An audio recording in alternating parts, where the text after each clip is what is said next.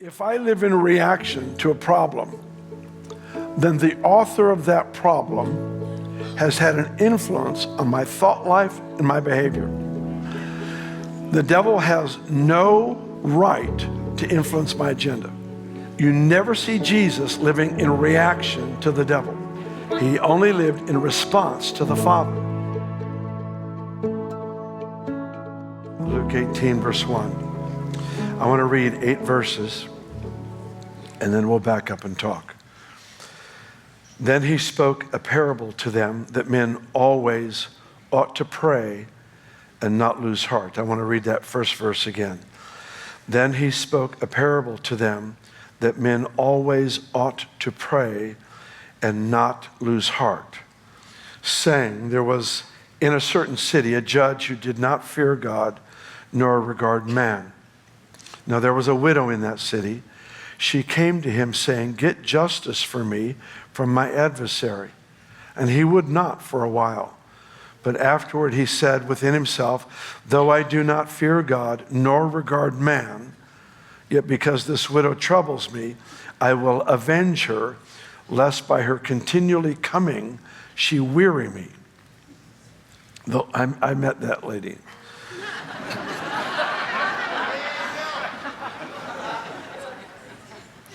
Then the Lord said, hear what the unjust judge said.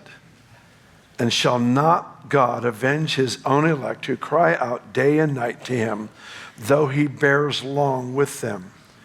And I tell you that he will avenge them speedily. Nevertheless, when the Son of Man comes, will he really find faith on the earth? I know that this is a pretty well-known story, and it ought to be, because it's one of the times the Lord talked to people about prayer. If you look at all the things the disciples could have asked Jesus to teach them, the only thing I remember was they asked him to teach them how to pray. It has to be the result of them watching him engage with the Father and coming and capable, able to display heaven on earth is a term I'll use. They break through in this disease, that disease. We find him retreating, if you will, sending the crowds away, going up on a mountain to pray. And when he came down, there was something upon him. It wasn't that it wasn't there before, but they must have been able to visibly see something going on in and through Jesus' life that would cause them to ask Jesus, please teach us this one thing, this one thing. Faith brings answers to prayer, but enduring faith brings answers with character. Faith brings answers to prayer, but enduring faith brings answers with character. The Lord is interested in answering prayers, but he's also interested in what we're becoming. If he ever delays an answer, it's only so that it might gain interest.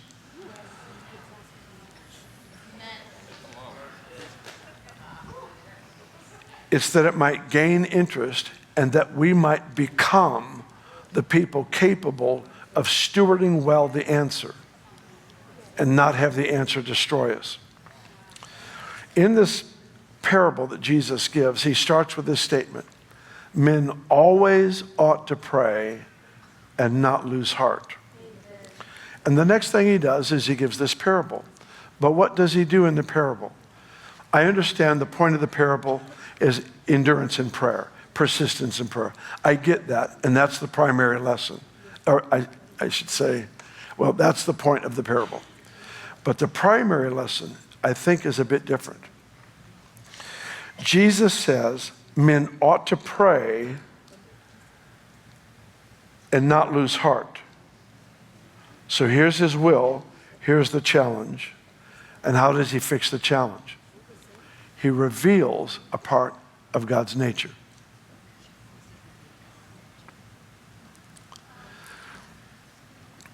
He says, what you know about an unjust judge, if he would answer this woman, how much more will I, as a loving Father who actually cares for you and the process, how much more will I not answer for you? What does he do? He causes the people summoned to pray continuously to live more aware of the actual nature of God. Let me put it this way. The ability to endure in prayer is fueled by our understanding of his nature. In fact, let me take it a step farther. The fatigue in prayer reveals the consciousness of problems above God's nature. This word, I was quite surprised. I wanted to find out this thing about losing heart.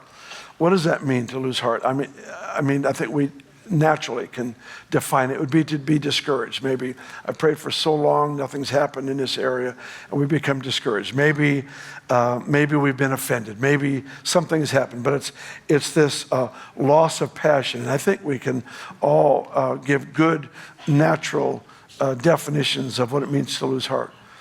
I was surprised by the biblical word, however. The biblical word for losing heart is actually two words. The first word is very simple. It's the word in, or with, or by. But the second word is very specific. It is the word evil, or bad. What has he done here? He's described what it looks like to have somebody immersed in an awareness of problems more than an awareness of God's nature. That is how you lose heart. That's it. That's the whole point. An overriding awareness of this crisis, this problem, this bad health report, this issue in the nation, this conflict in the family, whatever. Being aware of problems is not evil in and of itself. But what happens is when they are bigger in our consciousness, in our awareness, than our awareness of God's nature, we will live in reaction to the problem. Men always ought to pray. People always ought to pray. People ought to pray continuously without becoming in the evil. All right, this can take me a little work. Are you alive? Yes. All right, let me read this passage for you out of Colossians 3. You're thinking? I have one person thinking. This is scary. Verse 1 of chapter 3 of Colossians. Let me just read this to you. If you then were raised with Christ, seek those things which are above, where Christ is, sitting at the right hand of God. Okay, now listen to the logic involved here. Biblical reasoning. Set your mind on things above, not on things on earth. For you died and your life is hidden with Christ in God. All right. Now, listen carefully. Everything you're instructed to do in the Bible is intensely practical. If you over-spiritualize a principle, you will put it so far out of reach that in your mind, only the spiritual giants can accomplish it. When instruction is given to us, the ability to do the instruction is imparted in the instruction. He enables what he commands. So when he says, set your mind on heavenly things, not earthly things, and then he gives a reason why. The reason is you're dead. And your life is hidden in Christ. All right, are you thinking? Why do you want to set your mind on earthly things? Because wherever you anchor your mind is where you're going to anchor your affections. And wherever you anchor your affections, that's the reality you're going to live in. How many of you have had a problem go on in your life and it was so disturbing to you, you just couldn't sleep at night? You just laid there awake all night long. All right. How many of you never have done that? It's just Joe. It's the only one. It's awesome. She sleeps no matter what. But the rest of you, how many of you have? All right. So we know that you know how to meditate.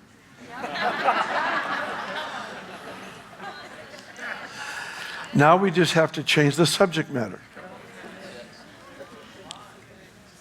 All right, you still working with me? All right. Let me go to the church at Ephesus, then I want to come back to this Colossian passage. Church at Ephesus experienced what I believe is one of the two greatest revivals in the Bible. In Acts 19, you see an unparalleled outpouring of the Spirit on the city of Ephesus, the way they drove the whole cultic system out of the culture of their city it's extraordinary. Perhaps the only other one in the Bible that was equal in presence and power would have been that of Nineveh with the prophet Jonah. Extraordinary outpouring of the Spirit, the transformation of a city, transformation of a culture. This church was so successful that when the Apostle Paul wrote them a letter called the letter to the Ephesians, it's the only epistle in which there was not one word of correction. Every other letter he wrote had a word of correction. So in my thinking, when I look at the church at Ephesus, if you're the Apostle Paul, what kind of gift are you going to give to the people who already have everything? What my family says that I'm hard to shop for because I need nothing. This is not true. This is a lie. My family has fallen into a deception. It's totally true. I'm not looking at you, Gabe, because he doesn't agree with me, but it's true. Because I can go right now down to the store and disciple any one of you on how to shop for me. It's not even hard. It's not even hard. It flows effortlessly.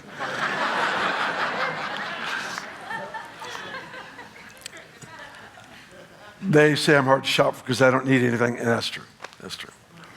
What do you give to a church that has everything? Ephesians 1:17, you find out what he wanted to give them. I pray that God would give you a spirit of wisdom and revelation.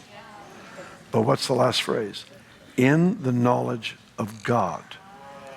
Listen to me. The knowledge of God is the absolute foundation of all knowledge. You don't want to understand anything in life that is inconsistent with the nature of God, or it will violate what God is performing in you. It's the reason the Bible says, it is the fool who says in his heart, there is no God. Living and moving separate from a consciousness of God actually gives birth to absolute foolishness.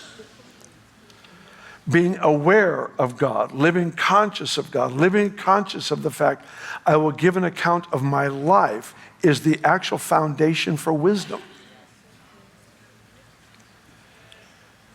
In the Psalms, he says, teach us to number our days that we might present to you a heart of wisdom. Are you alive still? Still breathing? All right. So here we have this passage in Colossians that says, set your mind on heavenly things, not earthly things. Why? Because your life is hidden there. What's the implication? You will draw from that reality to the degree you become aware of that reality. The opposite is also true. If I live conscious of others, I have people tell me all the time, we're in such and such a church in this city. It's a hard city. There's so much destruction. Satan has ruled that city for so long. And it will continue that way. It won't change. It won't change. Because the people in charge to bring the change are too impressed by the devil's work. For many in this room, the beginning of your breakthrough starts when you stop being impressed with the size of your problem. It doesn't mean we live in denial. It doesn't mean we deny something that exists. If there's a medical report, it's a bad medical report, don't pretend it doesn't exist. That doesn't help you. Just don't be impressed by it. Yes. Don't be impressed by it. Refuse to treat sickness and demons with reverence. Yes. Don't whisper, oh, did you hear what so-and-so they just got diagnosed with? And there's this sense of reverence. It just annoys me to pieces. The enemy does not deserve that kind of respect. He does not deserve that kind of respect. Don't deal with the devil kindly. We're not here to massage him into a better place.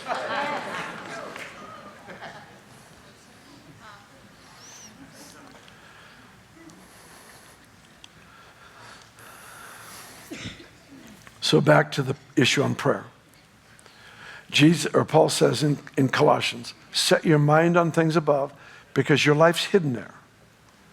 And if you anchor your awareness of God and his world, his plan, his purposes, then you will find yourselves living from that reality towards the broken conditions of this world. But if you don't, you will always have a prayer life that begs God to invade the middle of the problem that you find yourself in. All right, that went over well. There's a difference between being seated in heavenly places with Christ, living from the heart and mind of God towards a problem. There's a great difference between that and the person who is in the middle of a problem and is begging God to come and fix it. We all start there, but it's tragic to serve God for 20 years and still use that as your platform for prayer. Because he's wanting us to live aware of who he is, what he's like, and what he has done. Live from that reality towards the issues and situations of life. If I live in a reaction to problems, let's say it's a conflict, it's a relational conflict. If I live in reaction to that, if I become overwhelmed by the size of this conflict, I will live in reaction to the devil's work.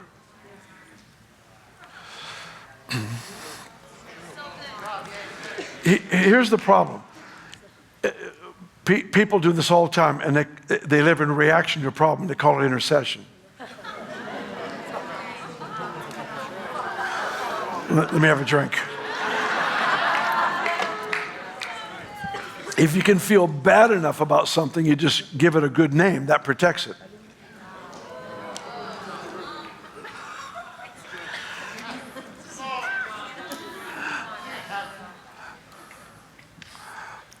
If I live in reaction to a problem, then the author of that problem has had an influence on my thought life and my behavior.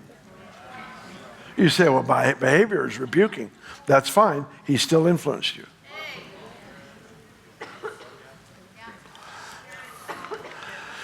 The devil has no right to influence my agenda. You never see Jesus living in reaction to the devil. He only lived in response to the Father. There's a world of difference between the two. Living in reaction to the devil is the nature of some of parts of church life. I'm not saying nothing good can ever happen. I'm just saying it's depressing. Ooh. It's depressing because what motivates you is the devil, not the goodness of God. It's a far inferior motivation to see good things happen.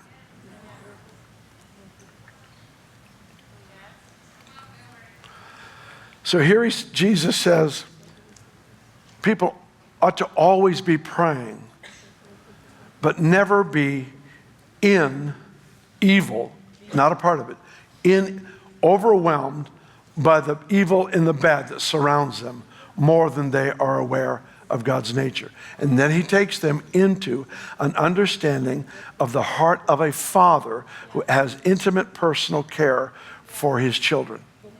And he contrasts, listen, if you get this kind of a reaction out of an evil judge who has no fear of God and doesn't even like people, and you can get a good response, how much more, here's the contrast, how much more can you get a response from a loving father who is moved by your heart's cry?